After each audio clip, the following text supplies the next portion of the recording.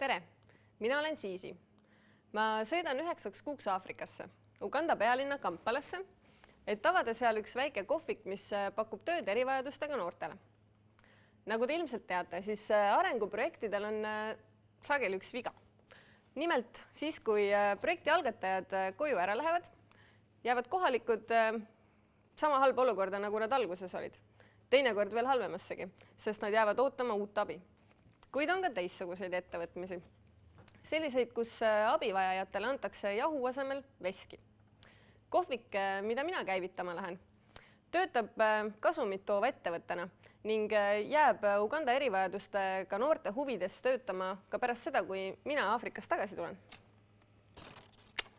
Kohvik töötab omamalaadi keskusena, kus kohalikud noored saavad toetavas ja soosivas keskkonnas arendada oma oskusi ning samaaegselt kasvab ka nende eneseusk. Kui mina tulen Kampalast Eestisse tagasi, siis jääb kohvikut haldama nõukogu, kelle ülesandeks on vastutada selle eest, et kohviku tulud investeeritakse ettevõtte laiendamisesse, selle eesmärgiga, et aidata veel enam erivajadustega noori. Kuid nagu igasugune ettevõtmine, siis ka see ettevõtmine nõuab investeeringut. Omaenda sõidukulude ja elamiskulude katteks olen ma saanud toetust Eesti Välisministeeriumilt. Kuid kohviku käivitamiseks on tarvis kokku koguda 9600 eurot.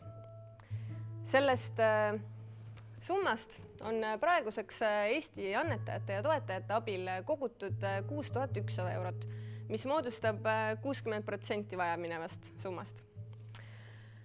Toetajad on saanud näiteks soetada kohvikusse enda või sõbranimelise tooli või laua ning muid vajalikke materjale. Ma olen nendele inimestele väga tänulik.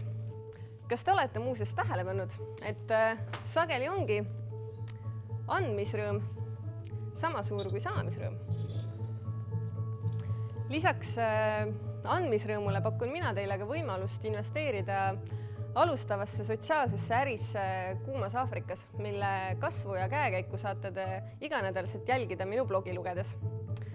Kui te soovite selles riskantses, kuid väga hästi läbimõeldud ja teedrajavas ettevõtmises koos minuga osaleda, siis vaadake Uganda kohviku Facebooki lehte, kust leiate juhised kohviku toetamiseks.